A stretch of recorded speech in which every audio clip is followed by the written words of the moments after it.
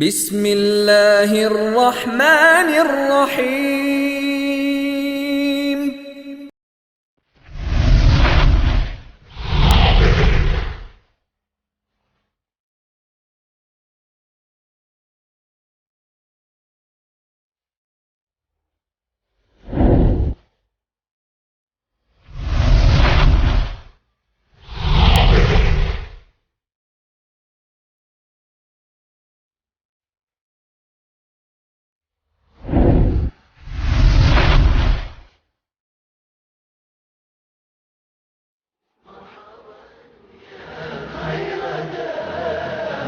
طلع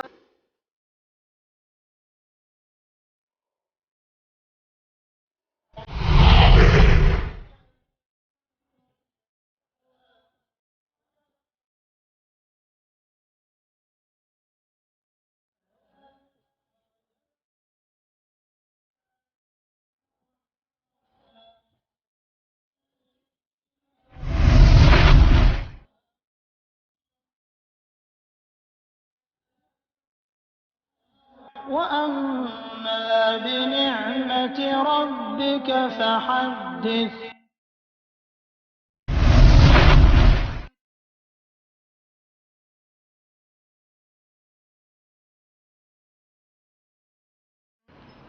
السلام عليكم ورحمة الله وبركاته.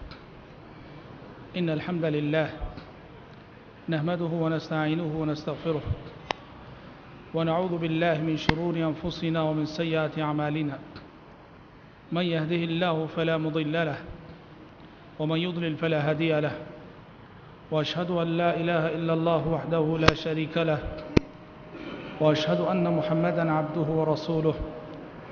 يا أيها الذين آمنوا اتقوا الله حق تقاته ولا تموتن إلا وأنتم مسلمون.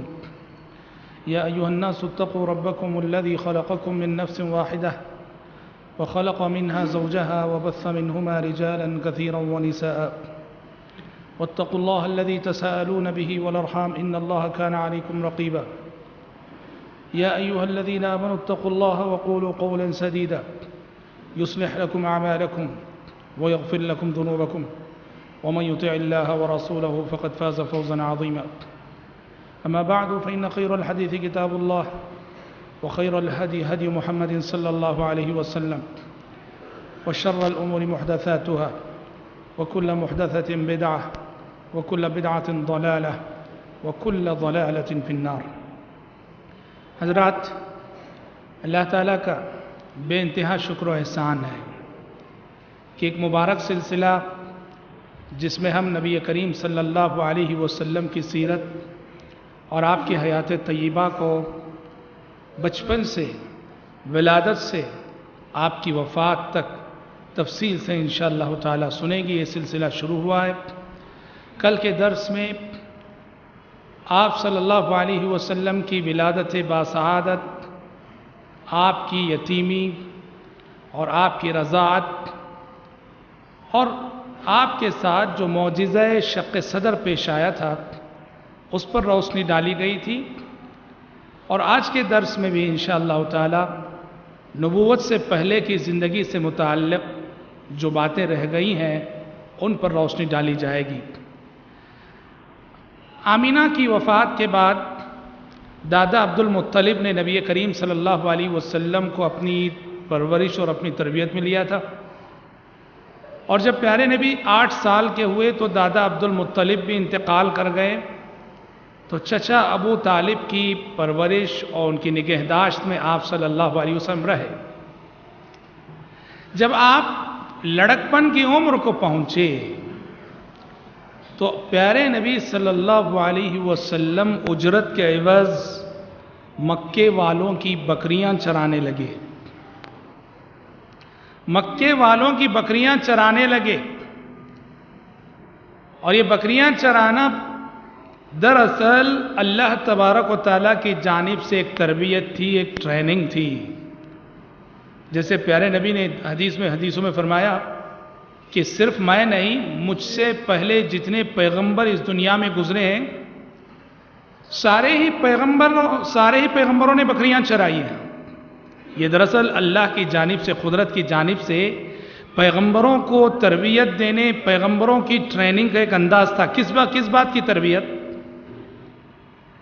دیکھو، پیغمبروں کو قوموں کی امامت کرنی ہوتی ہے، قوموں کی رہبری کرنی ہوتی ہے، اور انسانوں کی رہبری کرنا، سب انسانوں کو ساتھ لے کر چلنا، یہ کوئی آسان کام نہیں ہے.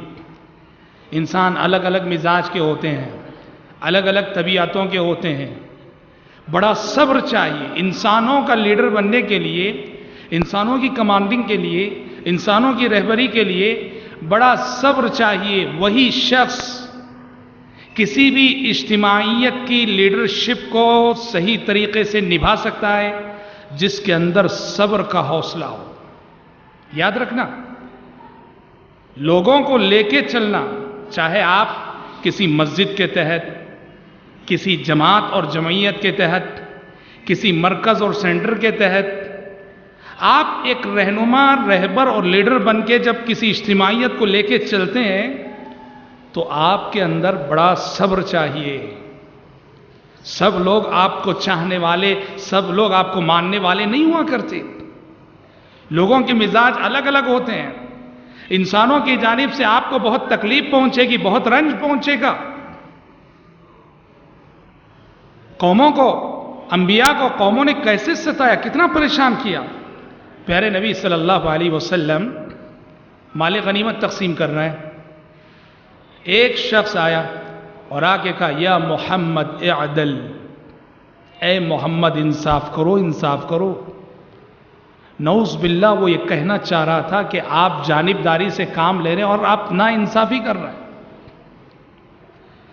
پیارے نبی صلی اللہ علیہ وسلم کا چہرہ غصے سے سرخ ہو گیا، کیونکہ آپ پر ظلم کا الزام، جانبداری کا الزام.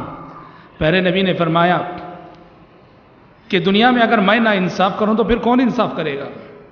پھر آپ نے کہا، رحم اللہ موسیٰ لقد اوذی فی اللہ اکثر من ھذا فصبر علی ذلک.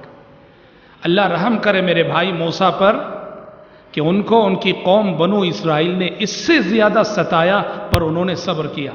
پتہ چلا قوموں کی رہنمائی اور رہبری کوئی آسان کام نہیں. بڑا صبر چاہیے، بڑا تحمل چاہیے، قوت برداشت چاہیے. اور یہ جو بکریوں کو چرایا کرتے تھے انبیاء اور رسول علیہ السلام، اس میں اسی بات کی ٹریننگ، صبر پیدا کرنے کے لیے، تحمل پیدا کرنے کے لیے. اس لیے کہ بکریوں کو چرانا کوئی آسان کام نہیں. بکریوں کو چرانے سے انسان کے اندر خود بخود کمانڈنگ کی صفت پیدا ہوتی ہے، رہبری کی صفت پیدا ہوتی ہے، قائدانہ صلاحیتیں پیدا ہوتی ہیں. تو اسی لیے پیارے نبی صلی اللہ علیہ وسلم اپنے لڑکپن میں آپ نے باقاعدہ مکے والوں کی بکریاں چرائیں.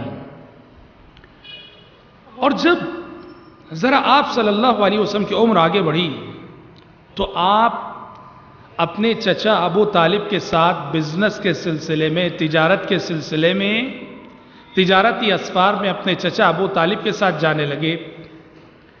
تو ایک سفر آپ کا ہوا سرزمین شام کا، سیریا گئے اپنے چچا ابو طالب کے ساتھ. سیریا جب گئے تو بزنس کے لیے، تجارت کے لیے. وہاں آپ کی ملاقات، یا یوں کہو کہ آپ صلی اللہ علیہ وسلم کو دیکھا کرسچنوں کے ایک راہب نے جس کا نام بحیرہ تھا یا بحیرہ تھا. بحیرہ الراہب نے پیارے نبی کو دیکھا، اور اس وقت آپ کی عمر صرف 12 سال کی تھی. 12 سال کے لڑکے تھے آپ صلی اللہ علیہ وسلم. اور یہ بحیرہ سیریا میں کرسچنوں کا بہت ہی جانا مانا پوپ تھا. اس نے جیسے ہی نبی کریم صلی اللہ علیہ وسلم کو دیکھا، وہ پہچان گیا کہ یہی وہ بچہ ہے جو آگے چل کر نبی اور رسول بننے والا ہے. یہی وہ بچہ ہے کہ جس کے سلسلے میں ہماری بائبل میں پیشن گوئیاں کی گئی ہیں.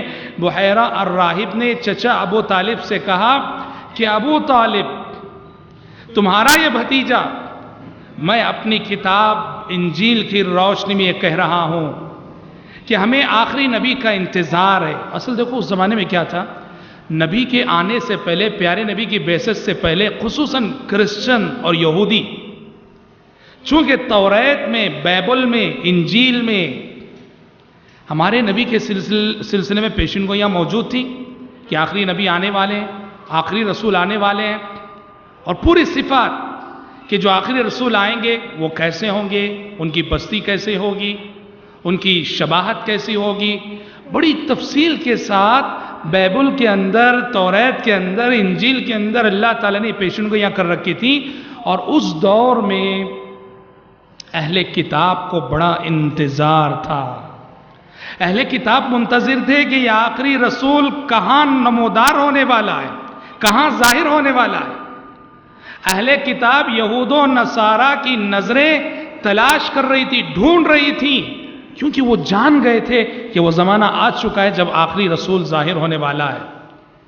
یہی جستجو تھی کہ بحیرہ الراہب کی نظر دور اندیش تھا. وہ اس کی نظر جیسے ہی ہمارے نبی پہ پڑی، جبکہ ابھی لڑکپن میں ہیں آپ صلی اللہ علیہ وسلم، بحیرہ الراہب کو یقین ہو گیا کہ یہی وہ لڑکا ہے جو آگے چل کر جس کے سر پر نبوت کا تاج رکھا جانے والا ہے. اس نے کیا کہا جانتے ہیں؟ اس نے ابو طالب سے گزارش کی، درخواست کی کہ دیکھیے میری درخواست ہے کہ آپ آئندہ سے اپنے اس بھتیجے کو اس علاقے میں مت لائیے، تجارتی اسفار میں ساتھ مت رکھیے، کیونکہ مجھے ڈر ہے اگر یہودی اس بچے کو دیکھ لیں گے تو جان سے مار ڈالیں گے. کیونکہ یہودی یہ سمجھتے ہیں کہ آخری رسول ان کے قبیلے، ان کے خاندان سے آئے گا. جب وہ دیکھیں گے کہ آخری رسول قریش اور بنو ہاشم میں سے آ رہا ہے تو وہ جان سے مار سکتے ہیں. اس بچے کو آئندہ اپنے ساتھ مت لے جائیے کسی سفر میں. ابو طالب نے وہیں سے ہمارے نبی کو جو 12 سال کی عمر کے تھے آپ کو واپس کر دیا مکہ. کیا معلوم ہوتا ہے اس واقعے سے؟ یعنی جب ابھی نبی نہیں بنے تھے، رسول نہیں بنے تھے، آپ کے سر پر نبوت کا تاج ابھی نہیں رکھا گیا تھا. بحیرہ راہب کی دور اندیش نگاہوں نے نبی کے چہرے کو دیکھ کر تاڑ لیا کہ یہی وہ بچہ ہے کہ جو آگے چل کر نبی بننے والا ہے. حضرات اصل میں ایک بات کیا ہے، جیسا کہ میں بتایا، اللہ تعالیٰ نے یہ بات صاف طور پہ کہی ہے کہ کرسچن اور یہودی، ان دونوں کے جو علماء ہیں، پبلک کی بات نہیں، کرسچن اور یہودیوں کے علماء، ان کے بارے میں قرآن ایک بات کہتا ہے کہ یہ نبی کریم صلی اللہ علیہ وسلم کو خوب اچھی طرح جانتے ہیں، پہچانتے ہیں کہ محمد ہی اللہ کے آخری رسول ہیں، محمد ہی صلی اللہ کے سچے رسول ہیں. قرآن نے کہا الذین آتیناہم الکتاب یعرفونہ کما یعرفون ابناءہم، جن لوگوں کو ہم نے آسمانی کتاب دے رکھی ہے، یعنی توریت اور انجیل، یہ محمد صلی اللہ علیہ وسلم کو ویسے ہی جانتے ہیں جیسے وہ اپنے بچوں کو پہچانتے ہیں. بتاؤ کسی باپ کو اپنی اولاد کو پہچاننے میں کوئی مشقت ہوتی ہے؟ کسی باپ کو اپنی اولاد کو پہچاننے میں کوئی تکلیف ہو؟ بالکل نہیں. ہر باپ جانتا ہے یہ میرا بچہ، یہ میری اولاد ہے. قرآن کہہ رہا ہے کہ کرسچنوں کے علماء، یہودیوں کے علماء نبی کریم صلی اللہ علیہ وسلم کو ویسے ہی جانتے ہیں، ویسے ہی پہچانتے ہیں جیسے کہ وہ اپنی اولاد کو اور اپنے بچوں کو جانتے ہیں. بائبل کے اندر ہمارے نبی کا ذکر فارقلیت کے لفظ سے، فارقلیت آنے والا ہبرو لینگویج میں، عبرانی زبان میں، اور فارقلیت کا ٹرانسلیشن اگر آپ عربی میں کرتے ہیں تو محمد، اور محمد کے معنی ہیں صلی اللہ علیہ وسلم. محمد کے معنی تعریف کیا ہوا، حمیدہ کے معنی آتے ہیں حمد و ثنا کرنا، تعریف کرنا.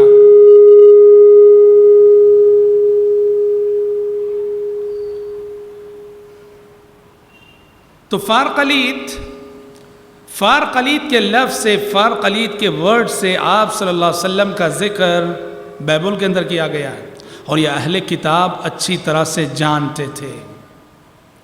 اور یہ چیز اگر آپ سمجھنی ہو، اس چیز کی مزید وضاحت، تو آپ ذرا مشہور صحابی حضرت سلمان فارسی رضی اللہ تعالیٰ عنہ کے قبول اسلام کے واقعے کو پڑھیے.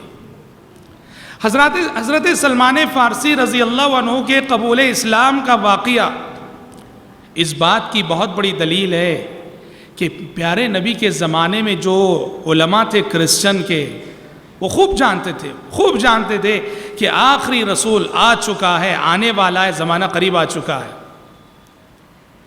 کیسے؟ سلمان فارسی رضی اللہ عنہ، ان کے قبول اسلام کا واقعہ بڑا دلچسپ ہے، بڑی عبرتیں ہیں اس واقعے کے اندر۔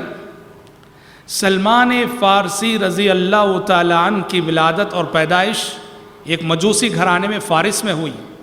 مجوسی گھرانہ جو آگ کی پوجا کرنے والے، آگ کی پرستش کرنے والے، مذہبی گھرانہ تھا، اور باپ نے حضرت سلمان فارسی رضی اللہ عنہ کو بچپن ہی سے وہ آگ کی پرستش، آگ جلانے میں لگا دیا تھا۔ ایک دن سلمان فارسی اور یہ کب کی بات ہے؟ ابھی ہمارے نبی پیدا نہیں ہوئے، ہمارے نبی مبعوث نہیں ہوئے، نبی نہیں تب کی بات ہے۔ ایک دن سلمان فارسی رضی اللہ عنہ اپنے گھر سے نکل کے اپنے شہر میں گھوم رہے تھے، گردش کر رہے تھے، ان کا گزر ایک چرچ کے سامنے سے ہوا۔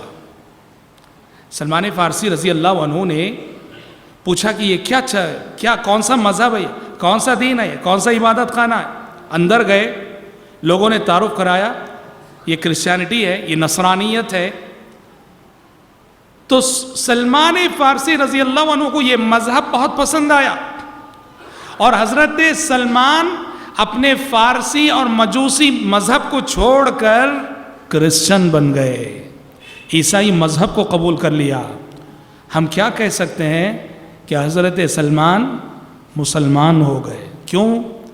اس لیے کہ ابھی ہمارے نبی نہیں بنائے گئے تھے، نبی کی نبوت کا زمانہ نہیں آیا تھا، اور نبی کی نبوت سے پہلے کون مسلمان سمجھے جاتے تھے؟ جو کرسچن تھے، عیسیٰ علیہ السلام پر بحیثیت نبی اور رسول ایمان رکھتے تھے، وہ مسلمان کہلاتے۔ یہ اور بات ہے کہ کرسچنوں کے اندر بہت ساری بد عقیدگیاں آ چکی تھی، کرسچینٹی کو قبول کر لیا سلمان فارسی رضی اللہ عنہ نے۔ قبول کرنے کے بعد اپنے باپ سے انہوں نے کہا آئندہ سے میں نہ آگ کی پوجا کروں گا، نہ آگ جلاؤں گا، کچھ نہیں کروں گا۔ باپ نے بہت زبردستی کی۔ سلمان فارسی رضی اللہ عنہ نے جب مانا نہیں، باپ نے حضرت سلمان کے ہاتھوں میں ہتکڑیاں ڈال دی، ان کے پیروں میں زنجیریں ڈال دی، کہا کہ گھر سے باہر نہیں نکل سکتے تم۔ حضرت سلمان نے منظور کیا ہتکڑیوں کو، زنجیروں کو، گھر میں رہے، اور ایک مرتبہ چرچ والوں کو ایک میسیج بھیجا، پیغام دیا کہ اگر کوئی قافلہ آئے تمہارے راہبوں کا، تمہارے مذہب کے رہنماؤں کا، تو ذرا مجھے خبر دینا۔ چند دنوں بعد چرچ سے یہ پیغام حضرت سلمان کو گیا کہ شام کا ایک قافلہ آیا ہوا ہے۔ تو حضرت سلمان اپنے فیملی ممبرز میں سے کسی کی مدد سے ہتکڑیاں کھلوا لیں، زنجیریں کھلوا لیں، گھر کو چھوڑے سیدھے اس قافلے کے ساتھ ہو گئے۔ اس قافلے کے ساتھ ہو کر فارس کو چھوڑ کر شام چلے گئے، سیریا چلے گئے۔ شام جا کر شام کا جو مرکزی چرچ تھا، اس کا جو سب سے بڑا پوپ تھا، راہب تھا، اس کے پاس گئے، سارا قصہ سنایا۔ دیکھو میں فارسی گھرانے کا ہوں، مجوسی گھرانے کا ہوں، میں نے حق کو قبول کیا ہے، اب میں اپنے دین اور ایمان کو بچانے کے لیے تمہاری تربیت میں رہنا چاہتا ہوں، مجھے قبول کر لو، اپنی تربیت میں رکھ لو۔ سیریا کا مرکزی چرچ، اس کا سب سے بڑا پوپ، اس نے حضرت سلمان فارسی کی درخواست قبول کر لی، اور حضرت سلمان چرچ کے اندر اس کی خدمت میں لگے رہے۔ حضرت سلمان نے دیکھا کہ یہ جو پوپ ہے بہت غلط انسان ہے، خاموش دیکھ رہے تھے، کسی کو نہیں بتا رہے تھے، دیکھا کہ بہت غلط انسان ہے۔ کیا کر رہا ہے وہ؟ تقریریں کرتا ہے، لوگوں اللہ کے راستے میں خرچ کرو، دین کے لیے خرچ کرو۔ لوگ جب سونا چاندی سب خرچ کرتے ہیں تو اپنی جیب بھرتا ہے، لوگوں کا خرچ کیا ہوا مال جو چرچ کو آتا ہے دین کے راستے میں لٹانے کے بجائے اپنی جیب بھر رہا ہے۔ خاموش دیکھتے رہے، اور قرآن مجید یہ بات کہتا ہے یا ایھا الذین آمنوا ان کثیرا من الاحبار والرہبان لیأکلون اموال الناس بالباطل۔ اے ایمان والو، کرسچنوں اور یہودیوں کے بہت سارے علماء اپنی پبلک کا پیسہ ناحق کھایا کرتے تھے. کیا مطلب؟ تم ایسا نہ کرنا. تو حضرت سلمان نے دیکھا سب سے بڑے چرچ کا سب سے بڑا پوپ اور اتنا بڑا دغا باز پبلک کو کہتا ہے کہ خرچ کرو، اور پبلک جب خرچ کرتی ہے تو اپنی جیب بھرتا ہے، دیکھتے رہے اور کسی کو بتایا نہیں. یہاں تک کہ اس کا انتقال ہو گیا. جب اس کا انتقال ہوا حضرت سلمان نے لوگوں سے کہا کہ لوگوں، میں تمہیں ایک بات بتاتا ہوں، یہ تمہارا مذہبی رہنما، یہ پوپ، یہ راہب، یہ اچھا انسان نہ تھا. یہ تم سے کہتا تھا کہ خرچ کرو، اور تم جو خرچ کرتے تھے اپنی جیب بھرتا تھا. حضرت سلمان کی لوگوں میں بڑی عزت تھی ان کے اخلاق کی وجہ سے، ان کی بات پہ یقین تھا. پروف کے طور پر انہوں نے سونے سے بھرے ہوئے 2 مٹکے دکھا دیے. اس نے سونے سے بھر کر 2 مٹکے رکھے تھے، اس پوپ نے وہ دکھائے. لوگوں نے دیکھا ان کا خرچ کیا وہ سونا اس مٹکے کے اندر موجود ہے جس کو اس نے اپنی ذاتی ملکیت بنا رکھا ہے. تو امام ذہبی رحمۃ اللہ علیہ سیر اعلام النبلاء میں صحیح سند سے واقع روایت کرتے ہیں کہ کرسچنوں نے اس پوپ کی لاش کو سولی پہ لٹکایا. جو اس پوپ کی لاش کو اتنا غصہ آیا ان کو، اتنا بڑا دغاباز اور اتنا بڑا دھوکے باز، اس پوپ کی لاش کو سولی پہ لٹکایا. اچھی بات، اس پوپ کے بعد اب حضرت سلمان کو حق پہ قائم رہنا ہے. جیسے آپ شریعت کہتی ہے کہ علم والوں کی رہنمائی میں رہو، حق پہ قائم رہو گے. اب یہ تو ایسا نکلا کسی دوسرے پوپ کی تلاش میں نکلے جس کی تربیت میں رہ کر وہ حق پہ قائم رہ سکے. مل گیا وہ پوپ، اس کے پاس گئے، درخواست کی کہ میں آپ کی تربیت میں رہنا چاہتا ہوں، اسے کہ مجھے حق پہ قائم رہنا ہے، مجھے قبول کرو. اس نے قبول کیا، اس کی تربیت میں رہے. یہاں تک کہ اس کے انتقال کا وقت آیا. سلمان فارسی رضی اللہ عنہ نے اس سے پوچھا کہ بھائی آپ مر رہے ہو، آپ کے بعد مجھے حق پہ قائم رہنا ہے، میں کس کی تربیت میں رہوں؟ اس نے کہا کہ موصل چلے جاؤ، عراق کا مشہور شہر. موصل میں ایک پوپ ہے، ایک راہب ہے، اس کی تربیت میں رہنا. اس کی تدفین سے فارغ ہو کر سلمان فارسی رضی اللہ عنہ موصل چلے گئے. موصل میں اس پوپ کے پاس جا کے درخواست کی، اپنا سارا واقعہ سنایا اور کہا کہ میں آپ کی تربیت میں رہنا چاہتا ہوں. اس نے قبول کر لیا، اس کی تربیت میں رہنے لگے. یہاں تک کہ اس کے انتقال کا بھی وقت آ گیا. تو حضرت سلمان نے کہا مجھے وصیت کرو کہ میں آپ کے بعد اگر مجھے حق پہ قائم رہنا ہے میں کس کی تربیت میں ہوں؟ اس نے کہا مدائن چلے جاؤ، وہاں ایک پوپ رہتا ہے فلاں پوپ، اس کی تربیت میں رہنا. اس طرح کتنے پوپ بدلے جانتے ہیں حضرت سلمان؟ 10 پوپ، 10 راہب. اور آپ کو معلوم ہونا چاہیے حضرت سلمان وہ صحابی ہیں جنہوں نے لمبی عمر پائی، لمبی عمر پائی، لمبی حیات پائی تھی انہوں نے.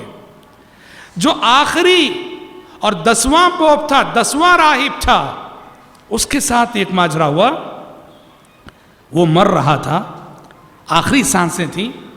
حضرت سلمان نے اس سے پوچھا کہ دیکھو آپ تو دنیا سے جا رہے ہو، آپ کے بعد مجھے حق پہ قائم رہنا ہے تو بتاؤ میں کس پوپ کی تربیت میں رہوں؟ وہ اچھا انسان تھا.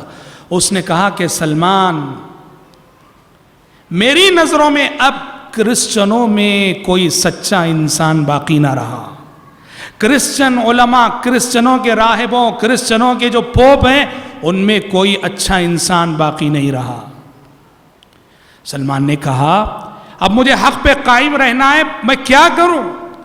اس نے کہا کہ سلمان ایک بات میں تم سے کہتا ہوں، وہ یہ ہے کہ ہماری بائبل میں، ہماری انجیل میں جس آخری رسول فارقلیت کی بشارت سنائی گئی ہے، پیشن گوئی کی گئی ہے، سلمان وہ زمانہ آ چکا ہے، آ چکا ہے. اس نبی کو اگر ڈھونڈ سکتے ہو، تلاش کر سکتے ہو تو تلاش کر لو. اور حق پہ قائم رہنے کا اب یہی ایک اکیلا اور واحد راستہ ہے. سلمان فارسی رضی اللہ عنہ نے کہا کیسے پہچانوں میں اس نبی کو؟ کیا علامت ہے اس نبی کی؟ اس پوپ نے کہا ہماری بائبلز کی معلومات سے پتہ چلتا ہے کہ وہ آخری نبی عرب میں آئیں گے، وہ آخری نبی عرب میں آئیں گے، تو لہٰذا عرب چلے جانا. اچھا، اور کوئی علامت کا 2 نشانیاں، ان 2 نشانیوں سے ان کو پہچاننا.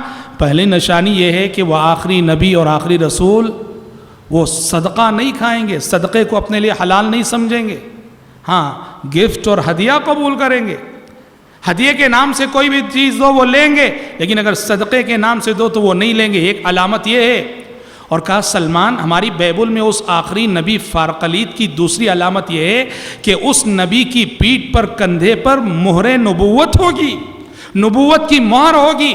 ان دو علامتوں سے پہچاننے کی کوشش کرنا۔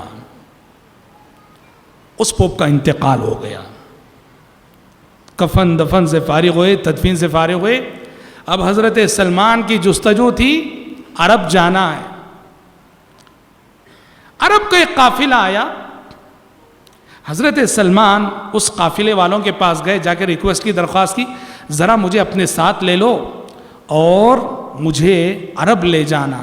قافلے والوں نے ساتھ لے لیا، مگر راستے میں حضرت سلمان کے ساتھ بہت بڑا دھوکہ کر دیا۔ کیا دھوکہ کر دیا؟ دھوکہ یہ کیا کہ حضرت سلمان کو دیکھا کہ اکیلے ہیں وہ، ایک مارکیٹ میں لے جا کر ایک غلام کی حیثیت سے بیچ ڈالا،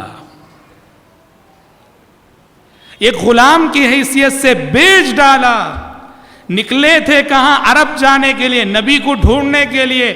اتنا بڑا حادثہ ہو گیا کہ قافلے والوں نے غداری کر کے مارکیٹ میں غلام کی حیثیت سے بیچ ڈالا۔ مگر رب کی قدرت دیکھو کہ اس وقت مارکیٹ میں حضرت سلمان کو جس نے خریدا وہ مدینے کا رہنے والا ایک یہودی تھا۔ ہاں سبحان اللہ، کیسے پہنچ رہے ہیں دیکھو، حادثہ ہے، ان کے ساتھ دھوکہ ہو رہا ہے، غداری ہو رہی ہے، مگر یہی حادثہ انہیں منزل تک پہنچا رہا ہے۔ خرید رہا ہے کون؟ ایک یہودی خرید رہا ہے جو مدینے کا رہنے والا، جبکہ سلمان کو خبر نہیں کہ وہ آخری نبی اسی مدینے میں پہنچے ہوئے ہیں۔ اور اس وقت تک اللہ کے نبی کی بعثت ہو چکی تھی، آپ مکے سے ہجرت کر کے مدینہ آ چکے تھے صلوات اللہ وسلام علیہ۔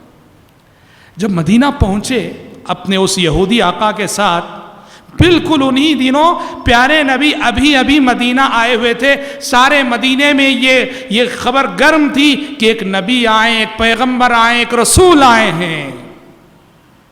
حضرت سلمان خاموشی سے حالات کا جائزہ لیتے رہے۔ ایک دن اپنے یہودی آقا سے پوچھ بیٹھے، کہا کہ یہ جو رسول آئے ہیں، یہ جو نبی آئے ہیں، ان کے بارے میں آپ کا کیا خیال ہے؟ اس یہودی نے حضرت سلمان کو جواب دینے کے بجائے ایک تھپڑ مار دیا، کیونکہ یہودی پیارے نبی سے بہت جل رہے تھے۔ ان کو یہ تھا کہ آخری نبی ہمارے خاندان اور قبیلے سے آنے کے بجائے بنو ہاشم اور قریش میں سے آ گئے، بہت حسد کی آگ میں جل رہے تھے۔ تو جیسے ہی حضرت سلمان نے پوچھا تو تھپڑ مار دیا۔ حضرت سلمان سمجھ گئے کہ میرا آقا شاید میرے مقصد میں میری مدد کرنے والا نہیں ہے۔ ذرے دن بعد کیا کیے، وہ خود اللہ کے نبی کی خدمت میں پہنچے۔ ایک اجنبی شخص، پیارے نبی ان کو جانتے نہیں، ایک اجنبی کی حیثیت سے پہنچے، تھوڑا سا مال لے گئے اور مال لے جا کے کہا کہ لیجئے جناب، یہ میری جانب سے آپ کے لیے صدقہ ہے۔ وہ جو پوپ نے علامت بتائی تھی وہ آزما رہے ہیں، یہ میری جانب سے آپ کے لیے صدقہ ہے۔ جیسے انہوں نے صدقہ کہا، پیارے نبی نے کہا کہ دیکھو ہم صدقہ نہیں کھایا کرتے، فلاں غریب کو دے دو۔ ایک غریب صحابی کی جانب اشارہ کر کے کہا یہ صدقہ فلاں غریب کو دے دو۔ غریب کو دے دیا اور واپس آ گئے۔ چند دنوں بعد پھر سے دوبارہ تھوڑا سا مال لے گئے، لے جا کر کہا لیجئے جناب، یہ میری جانب سے آپ کے لیے ہدیہ ہے۔ اور جیسے ہی ہدیہ اور گفٹ کہا، پیارے نبی نے فوراً قبول کیا۔ اب ایک علامت تو پوری ہو گئی، ایک نشانی تو پوری ہو گئی۔ وہ جو پوپ بتایا تھا بائبل کے حوالے سے کہ جو فارقلیط آنے والا ہے وہ ہدیہ کھائے گا، صدقہ نہیں کھائے گا۔ اب دوسری علامت کیا؟ کہ اس آخری نبی کے کندھے پر مہر نبوت ہوگی، نبوت کی مہر ہوگی، اسٹامپ ہوگا نبوت کا۔ اب حضرت سلمان مجلس میں بیٹھے ہیں، بار بار اٹھ کر پیچھے جا رہے ہیں، پیارے نے پیچھے جا رہے ہیں، آ رہے ہیں، پیچھے جا رہے ہیں، آ رہے ہیں۔ پیارے نبی سمجھ گئے کہ یہ اجنبی شخص شاید نبوت کی مہر دیکھنا چاہ رہا ہے۔ پیارے نبی نے فوراً کیا کیا، اپنی چادر مبارک ہٹائی اور آپ کے کندھے پر ابھرا ہوا گوشت، مہر نبوت کیا ہے؟ آپ کے کندھے پر رونڈ ابھرا ہوا گوشت تھا، وہ آپ کے نبی ہونے کی ایک مہر تھی، ثبوت تھا وہ۔ پیارے نبی نے اپنی چادر ہٹائی کہ یہ اجنبی شخص مہر نبوت کو دیکھنا چاہ رہا ہے، اور جیسے ہی حضرت سلمان کی نظر مہر نبوت پہ پڑی، پیچھے سے چمٹ گئے پیارے نبی سے، بوسا لیا مہر نبوت کا، اور زارو قطار رونے لگے، زارو قطار رونے لگے، خوشی کے آنسو، غم کے آنسو، غم اس بات کا کہ گھر سے جدا ہوئے، ماں باپ سے جدا ہوئے، خاندان سے جدا ہوئے، ملک سے جدا ہوئے، اور خوشی اس بات کی کہ جس نبی اور رسول کی تلاش میں نکلے تھے، اللہ اکبر، منزل مل گئی، منزل تک پہنچ گئے، اس نبی سے ملاقات ہو گئی۔ زارو قطار رو رہے تھے۔ پیارے نبی نے پوچھا کون ہو تم، ماجرا کیا ہے تمہارا؟ سلمان نے اس وقت ساری داستان سنائی، کہا کہ میں وہ شخص ہوں کہ تلاش حق کا سفر میں نے فارس سے شروع کیا، 10 راہبر 10 پوپ بدل کر آج آپ تک پہنچا ہوں۔ اے اللہ کے نبی، یہ ساری قربانیاں محض حق پر قائم رہنے کے لیے میں نے دی ہیں۔ بہت بڑی بات ہو گئی۔ اب حضرت سلمان فارسی رضی اللہ عنہ نے دیکھا کہ ان کی غلامی خدمت اسلام کے راستے میں ایک بہت بڑی رکاوٹ ہے، تو انہوں نے اپنے آقا کو، یہودی کو بتایا نہیں کہ میں مسلمان ہو گیا، بس کہا کہ میں آزاد ہونا چاہتا ہوں۔ اپنے آقا سے کمپرومائز کر لیا، اسے مکاتبہ کہتے ہیں۔ اس نے کہا، یہودی آقا نے، تم میرے باغیچے میں کھجور کے 360 درخت لگا دو، میں تمہیں آزاد کر دوں گا۔ اگر وہ 360 درخت بھی لگ گئے، اگ گئے، میں تمہیں آزاد کر دوں گا۔ پیارے نبی کے پاس آئے، حضرت سلمان نے بتایا کہ اللہ کے نبی، میرا یہودی آقا مجھے آزاد کرنے کے لیے شرط رکھا ہے کہ کھجور کے 360 درخت لگاؤں۔ تو پیارے نبی نے کہا کہ ایسا کرو، تیاری کرو، وہ جڑیں 360 جڑیں تیار کرو، مگر لگانا مت، میں آ کے لگاؤں گا۔ حضرت سلمان نے تیار کیا، پیارے نبی گئے اور اپنے دست مبارک سے پورے 360 درخت لگائے۔ اور زراعت اور کھیتی باڑی سے تعلق رکھنے والے جانتے ہیں، جب جڑیں لگائی جاتی ہیں تو سارے پودے لگتے نہیں، اگتے نہیں، اس میں سے بہت سارے بیکار اور ناکارہ ہوتے ہیں۔ جی ہاں، لیکن یہاں پیارے نبی کے دستے مبارک سے لگائے گئے جڑ تھے، وہ جڑیں لگائی گئی تھی، ایک درخت بھی بیکار نہ ہوا، ایک درخت بھی ضائع نہ ہوا، 360 سارے کے سارے درخت لگ گئے، اگ گئے، اور حضرت سلمان اس طرح غلامی سے آزاد ہو گئے اور پوری طرح سے اسلام کی خدمت کے لیے وقف ہو گئے۔ مدینے میں ان کا کوئی نہ تھا، نہ خاندان، نہ کنبہ، نہ دوست و احباب، نہ رشتہ دار، کوئی نہ تھا، اور لوگ ان سے پوچھتے، سلمان تمہارا نسب نامہ کیا ہے، تمہارا خاندان کیا ہے؟ تو فخر سے کہتے تھے، انا سلمان ابن اسلام، میں اسلام کا بیٹا سلمان ہوں۔ حضرات، سلمان فارسی رضی اللہ عنہ کا یہ واقعہ صاف طور پہ بتاتا ہے کہ کرسچنوں کے علماء ہمارے نبی کو کتنا اچھا جانتے ہیں۔ یہ اور بات ہے کہ وہ چھپاتے ہیں، اس سے بڑی بات کیا ہے کہ الذین آتیناہم الکتاب یعرفونہ کما یعرفون ابناءہم، یہ ویسے ہی نبی کو جانتے ہیں جیسے اپنے بچوں کو جانتے ہیں۔ اور یہ بات ایسا نہیں کہ اس دور کے راہبوں کے سلسلے میں، اس دور کے جو پوپ تھے ان کے، نہیں، آج بھی کرسچنوں کے جو علماء ہیں، واللہ ان کے سینوں کو چیر کر ان کے دلوں میں لکھی تحریر پڑھی جائے تو ان کے دلوں میں یہ اقرار موجود ہے کہ محمد سچے رسول موجود ہے۔ یہ اور بات ہے کہ وہ اقرار نہیں جانتے ہیں پر مانتے نہیں ہیں۔ اور یہ چیز، یہ جو بائبل میں، دوسروں کی مذہبی کتابوں میں ہمارے نبی کے سلسلے میں جو پیشین گوئیاں موجود ہیں، یہ دعوت و تبلیغ کے راستے میں بہت بڑی معاون چیز ہے۔ جو دعات ہیں، مبلغین ہیں، وہ اگر اس کا صحیح استعمال کریں تو الحمدللہ بہت سارے لوگ مشرف بہ اسلام ہو سکتے ہیں۔ دیکھیے، اس دور کے ایک بہت بڑے مشنری کے بہت بڑے رہنما ڈیوڈ بنجامین، کرسچن مشنری کے بہت بڑے مبلغ، بہت بڑے پوپ، ڈیوڈ بنجامین ان کا نام ہے، اور یہ رہنے والے کہاں کے، یہ مشنری کے کام پہ آئے ہوئے تھے عراق میں وہ مشنری کے کام پہ آئے ہوئے تھے، عیسائی مشنری کی تبلیغ کرتے ہوئے۔ اللہ اکبر، مسلمان ہو گئے۔ کیسے مسلمان ہوئے؟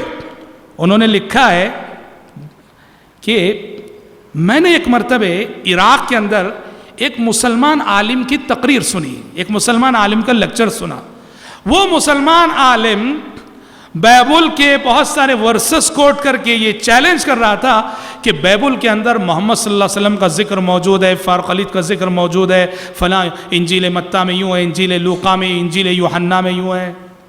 ڈیوڈ بنجامن لکھتے ہیں میں ایک باغیرت عیسائی تھا، باغیرت کرسچن تھا، وہ تقریر سن کے مجھے غصہ آیا، میں نے یہ ٹھان لیا کہ بائبل کی وہ ساری آیتیں، وہ سارے ورسز جس کے بارے میں مسلمان یہ دعویٰ کرتے ہیں کہ یہ محمد صلی اللہ علیہ وسلم کے بارے میں ریسرچ کر کے یہ ثابت کروں گا کہ یہ محمد صلی اللہ علیہ وسلم کے بارے میں نہیں ہے۔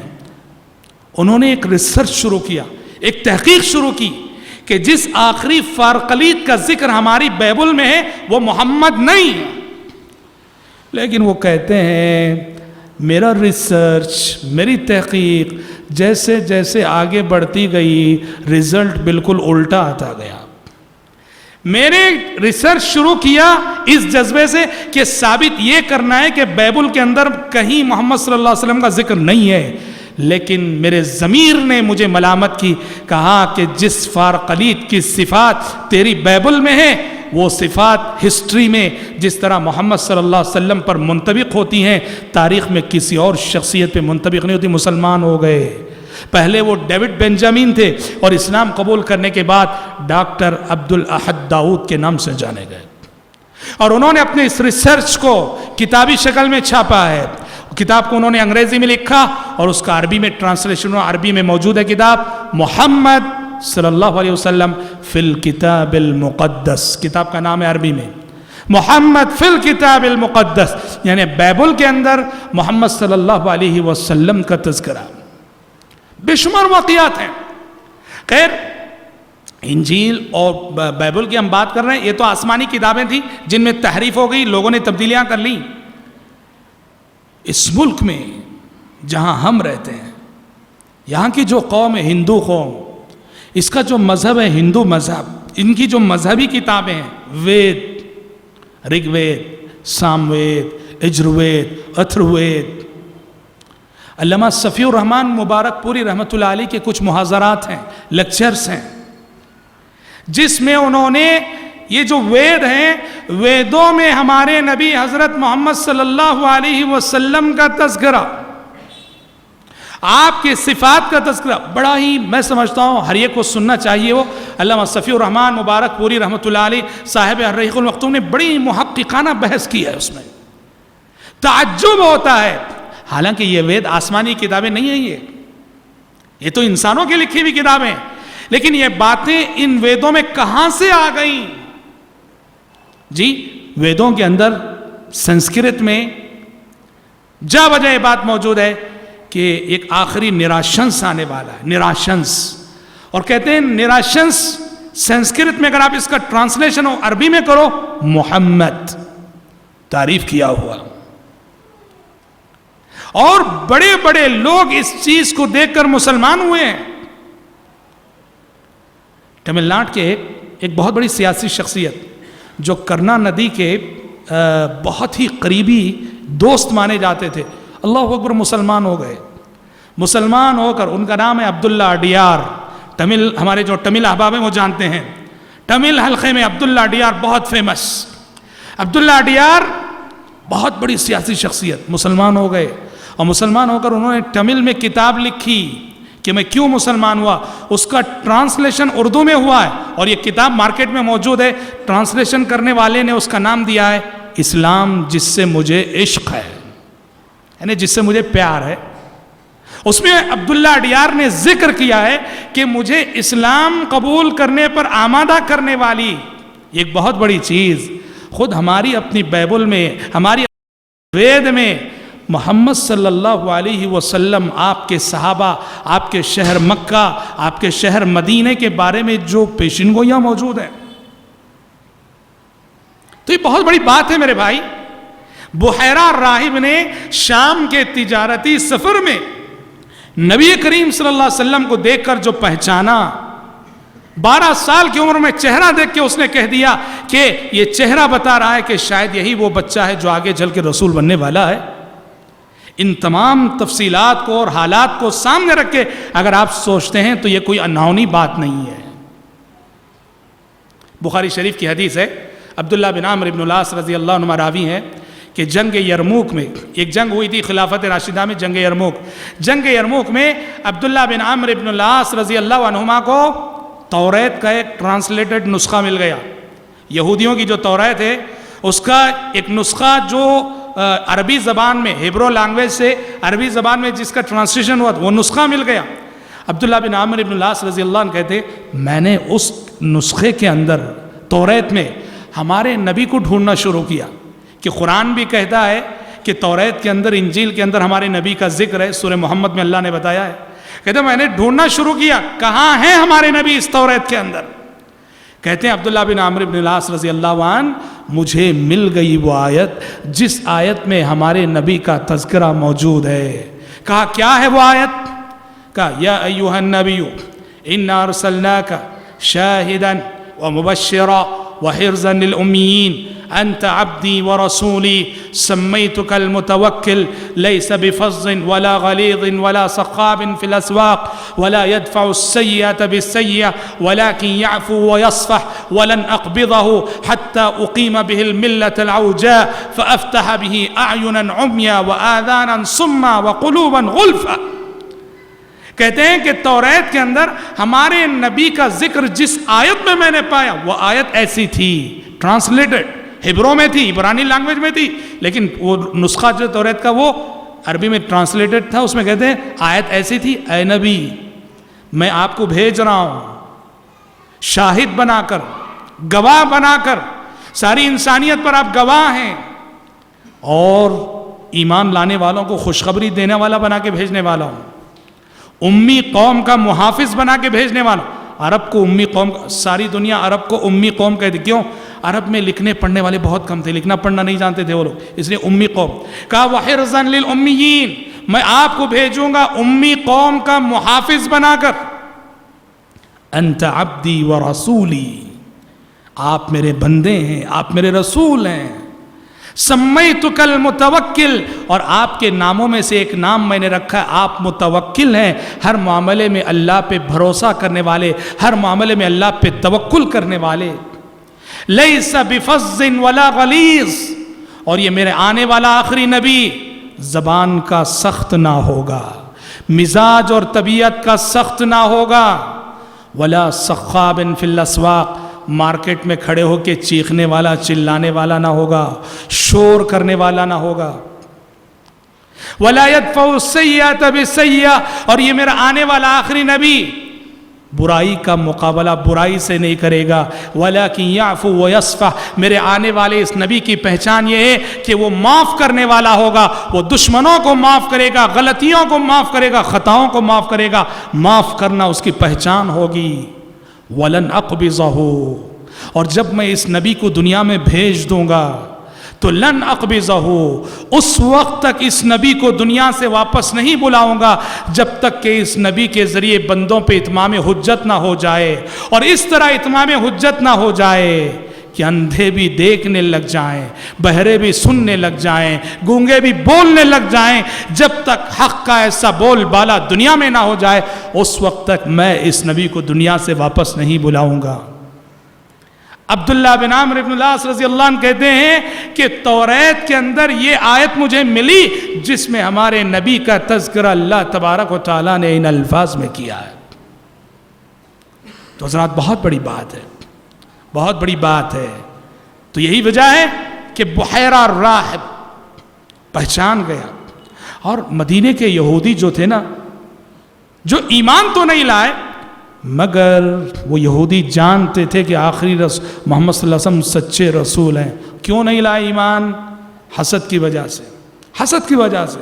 کیا حسد؟ وہ خاندانی شرف، خاندانی غرور، سمجھ رہے ہیں؟ حسب و نسب کا نشہ یہودیوں کے سر پہ چڑھا ہوا. وہ سمجھ رہے تھے کہ آخری نبی اور آخری رسول ہمارے ہی خاندان سے آئے گا، لیکن ہوا یہ کہ آخری نبی دوسرے خاندان سے آ گئے. دوسرے خاندان سے آ گئے. وہ سمجھ رہے تھے آخری نبی بنو اسحاق میں سے آئیں گے، لیکن آخری نبی بنو اسماعیل میں سے آ گئے. اس لیے قرآن نے کہا حسدا من عند انفسهم من بعد ما تبين لهم الحق ود کثیر من اہل الکتاب لو یردونکم من بعد ایمانکم کفارا حسدا من عند انفسهم من بعد ما تبین لهم الحق. اے پیغمبر، یہ یہودی، یہ کرسچن، یہ تو چاہتے ہیں کہ تمہیں اسلام سے مرتد کر دیں. کیوں؟ محض حسد کی وجہ سے. من بعد ما تبین لهم الحق، حالانکہ حق کا حق ہونا ان پر واضح ہو چکا ہے، حق کو وہ جان چکے ہیں، مگر حسد کی وجہ سے وہ نہیں مان رہے ہیں. تو حضرات، بہت بڑی بات تھی کہ تجارتی سفر میں پیارے نبی نے اپنے چچا کے ساتھ وہ جو شام گئے آپ، سیریا گئے آپ، وہاں ایک دور اندیش راہب نے، دور اندیش پوپ نے آپ کو پہچان لیا اور کہا کہ یہی وہ بچہ ہے کہ آگے چل کر جس کے سر پر نبوت کا تاج رکھا جانے والا ہے. اور وہی ہوا الحمدللہ. آگے کے حالات انشاءاللہ ہم اپنے آنے والے درس میں پڑھیں گے. کل ہمارا درس انشاءاللہ انجمن حلف الفضول کا قیام اور حضرت خدیجہ سے آپ کی شادی، اور اسی پنس منظر میں ہم تفصیل سے گفتگو کریں گے کل آپ نے جو 11 شادیاں کی، اس کی حکمت کیا، اس کا فلسفہ کیا. کیونکہ یہ کرسچن مشنریز کے مبلغین، آریہ سماج کے مبلغین کم علم نوجوانوں کو آپ صلی اللہ علیہ وسلم کی 11 شادیوں کا مسئلہ لے کر بہت کنفیوز کرتے ہیں. کل ہم اس پر روشنی ڈالیں گے کہ یہ کیوں ہوئی، کن حالات میں ہوئی، کیا حکمتیں تھیں انشاءاللہ تعالی.